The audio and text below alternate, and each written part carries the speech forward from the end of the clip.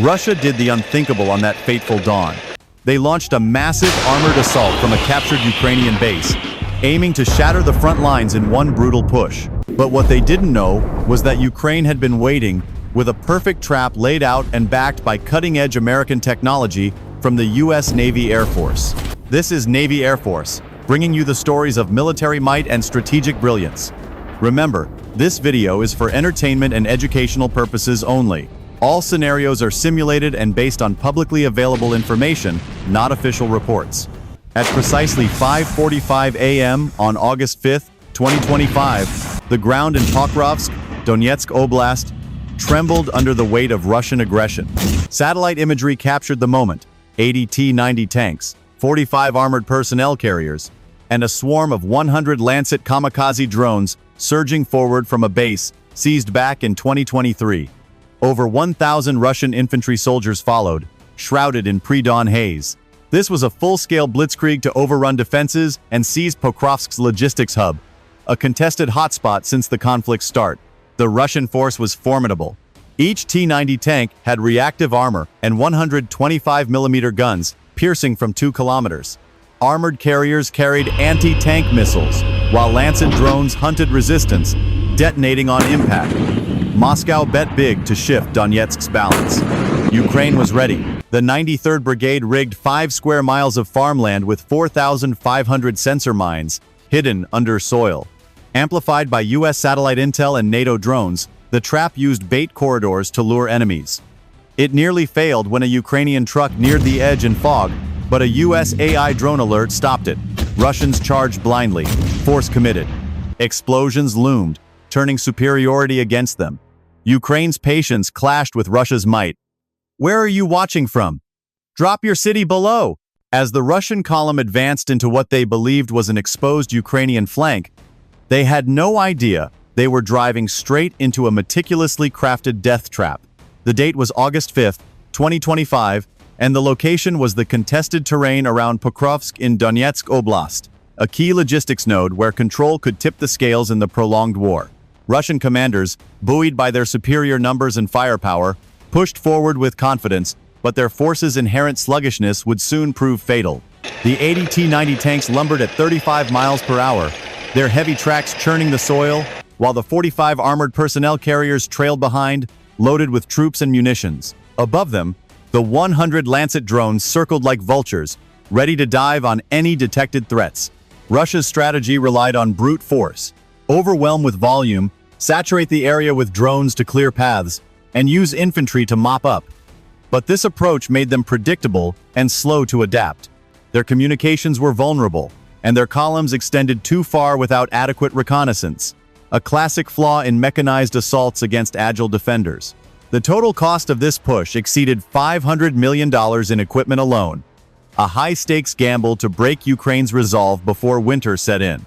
Ukraine, however, had turned the landscape into a weapon. Under the command of General Alexander Pavliuk, the 93rd Mechanized Brigade had spent weeks preparing. They transformed a 5-square-mile stretch of farmland, dotted with rolling hills and scattered groves, into a mine-infested nightmare. 4,500 anti-tank mines, each equipped with pressure sensors and remote activation capabilities, were buried in staggered patterns. These weren't simple explosives. Many were smart mines, linked to a network that could be triggered selectively based on real-time data. The setup included anti-personnel variants to target dismounted troops, creating overlapping kill zones that would channel survivors into even deadlier areas.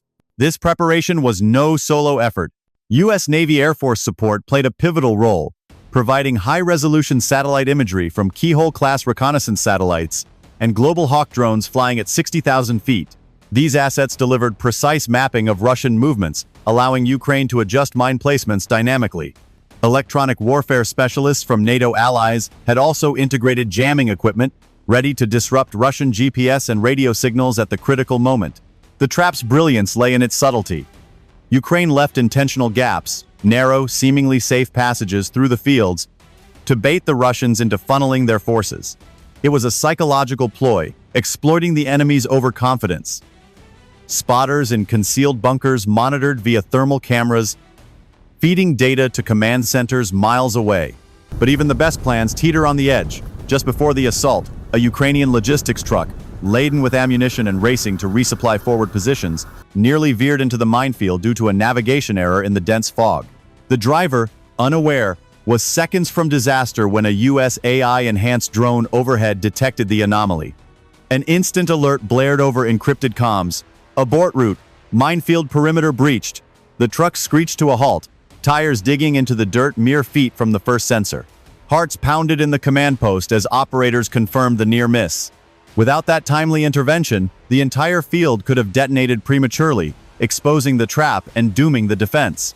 Now, with the Russians committed, Ukraine's clever strategy was about to unfold against Russia's ponderous might.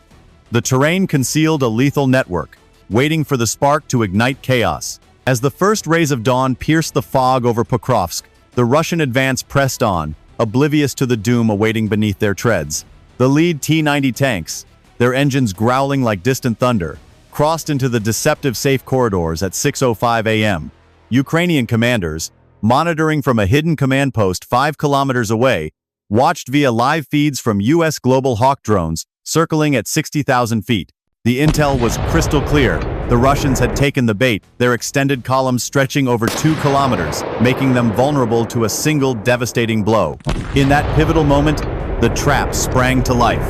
The first sensor mine detected the pressure of a 50-ton tank and detonated with a muffled boom that quickly escalated into a symphony of destruction. 25 T-90 tanks vanished in plumes of fire and dirt within the first 30 seconds, their turrets hurled skyward like discarded toys. The earth heaved violently, creating craters 10 meters wide and spewing shrapnel that shredded nearby armored personnel carriers. Screams echoed over open comms as Russian drivers swerved in panic, only to trigger more mines in the staggered layout. The chain reaction was relentless. 45 vehicles crippled or destroyed in under 2 minutes, their fuel tanks igniting in secondary explosions that lit the horizon like a fall sunrise. Chaos engulfed the Russian force. The surviving tanks ground to a halt, their commanders barking orders in confusion. But the overextension proved fatal.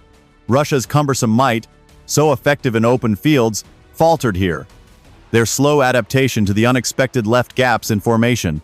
Infantry dismounted hastily, only to step on anti-personnel mines that mangled limbs and sowed terror. Above, the 100 Lancet drones, meant to provide air cover, began self-destructing erratically as US electronic warfare jamming from nearby Navy assets disrupted their guidance systems.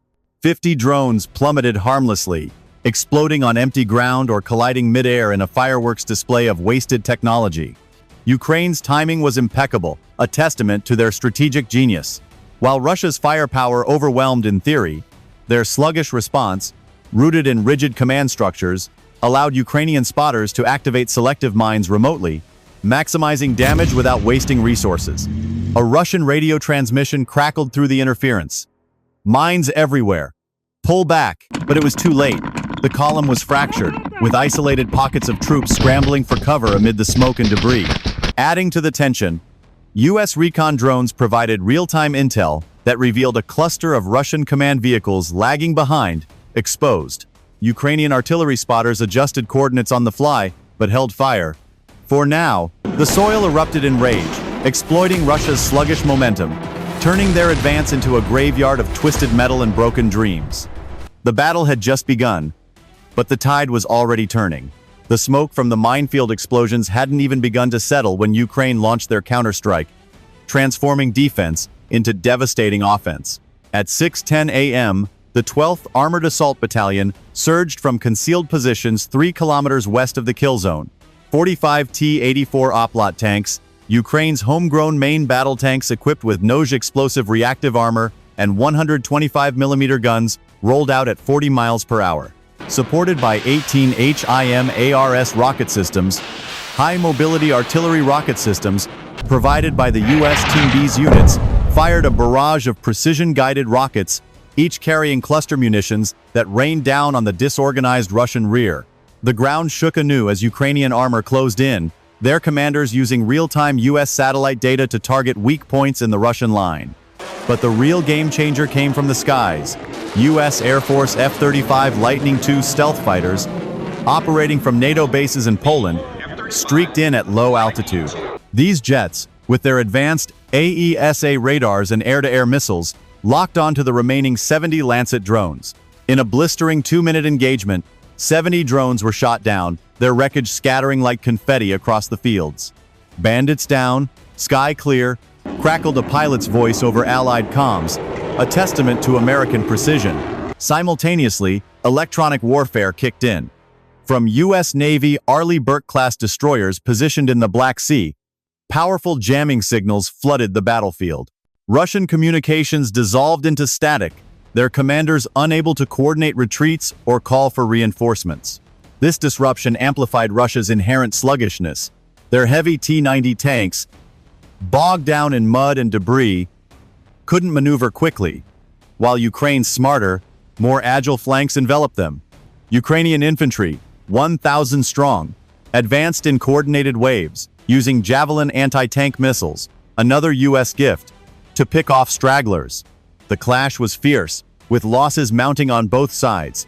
Ukraine lost 25 vehicles to desperate Russian counterfire, including 8 T-84 tanks hit by lucky artillery shells, and 200 soldiers fell in the intense close-quarters fighting. Yet, Russia's toll was heavier. 60 vehicles obliterated, including 30 more tanks, and 400 soldiers killed or captured amid the pandemonium. A Russian officer's frantic plea echoed in intercepted transmissions. "We're surrounded, systems failing." But Ukraine's intelligence flipped the script, their smart flanking maneuvers exploiting every Russian delay. American innovation disrupted the chaos, turning what could have been a stalemate into a rout. The HIMARS volleys continued, pounding supply lines and forcing Russian survivors to abandon equipment. One particularly brutal exchange saw a Ukrainian tank crew ram through a breach, destroying a command post and capturing vital documents. The battle's intensity underscored the cost of war, blood on both sides, but Ukraine's wits, bolstered by US tech, were proving superior against Russia's raw, slow power. As the dust settled by 6:30 a.m., the front line had shifted, with Ukraine reclaiming ground and inflicting a psychological blow. The integration of American stealth and electronic dominance had not only saved lives, but redefined the engagement, reminding the world that technology and tactics trump sheer force. What do you think? Was this the turning point Ukraine needed? Share in the comments. With the Russian force in tatters from the minefield and initial counterstrikes, Ukraine moved to seal the victory through a masterful ambush. At 6:25 a.m., 850 Ukrainian infantry troops, divided into 8 specialized fire teams, emerged from pre-dug trenches and dense tree lines bordering the chaos. These elite units, inclusive of sharpshooters, anti-armor experts, and electronic warfare specialists, had lain in wait for hours, their positions masked by natural camouflage, and US-provided thermal blankets that defeated Russian infrared scans. The operation, code-named Iron Veil, aimed to encircle and neutralize survivors without mercy. As disoriented Russian infantry scattered from their burning vehicles, seeking cover in ditches and ruins, Ukraine's team struck with surgical precision. Dozens of RPG-29 launchers roared to life, slamming thermobaric warheads into clustered command trucks and personnel carriers. One massive hit ignited a Russian ammo depot, sending a fireball soaring 4 stories high and raining molten fragments over a 150-yard radius. Snipers with night vision scopes picked off officers barking retreat orders, dropping over 120 Russians in the first 5 minutes. The ambush's intelligence edge shone bright. U.S. satellites, including the advanced Lacrosse radar imaging system, tracked every movement in real time, relaying data to Ukrainian handheld devices. This allowed dynamic adjustments. When a group of 200 Russian soldiers fled eastward, Ukraine's flanking teams rerouted to intercept, cutting off escape routes via underground tunnels prepared weeks earlier. Gunfire erupted in close quarters, with Ukrainian squads using suppressed AK-74s for silent takedowns, minimizing alerts. In the heart of the melee, near a smoldering T-90 wreck, Ukrainian forces discovered a camouflaged command vehicle, transmitting frantic signals. Inside, amid maps and encrypted laptops, lay Colonel Dmitry Volkov, commander of the Russian 142nd Motorized Rifle Regiment, with a high-value target overseeing Donetsk operations. Wounded but alive, he attempted disguise as a conscript, but his officer's insignia and secure satellite phone betrayed him. Captured alive after a brief struggle, Volkov yielded data drives revealing Russian fallback positions and supply routes. an intelligence goldmine that could unravel weeks of enemy planning. Survivors didn't fare better. U.S. satellites spotted fleeing pockets, guiding a final HIMARS strike that obliterated 30 more vehicles and 100 soldiers. They scattered in disarray, but Ukraine's astute encirclement captured their core. The aftermath reshaped the battlefield. Ukraine reclaimed 2 square kilometers of front line, fortifying Pokrovsk and halting Russian momentum in Donetsk for months. Geopolitically, it bolstered NATO unity, prompting increased U.S. aid and deterring further Russian escalations, solidifying the alliance against aggression. Losses were heavy. Ukraine mourned 150 casualties, but the smart ambush proved decisive. The dawn battle at Pokrovsk on August 5, 2025, ended in Ukraine's resounding victory, but at great cost. Russia suffered catastrophic losses: 60 vehicles destroyed, 400 soldiers dead or captured.